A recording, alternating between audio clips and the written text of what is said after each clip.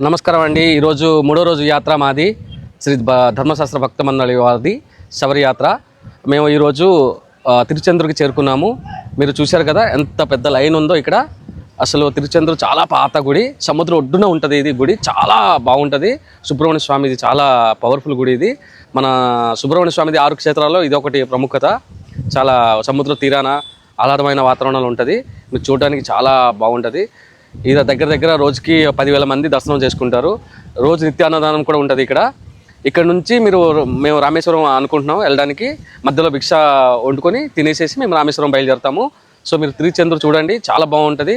మేము పొద్దున్న శివుడి గుడి తర్వాత కాశీ విశ్వనాథ స్వామిది దర్శనం అయిపోయినాక డైరెక్ట్ మేము తిరుచెందూరు వచ్చాము. ఇక్కడ దర్శనం కూడా అయిపోయింది మాకు. మేము బయలుదేరుతున్నాము. ఇంకా స్వామి శరణం.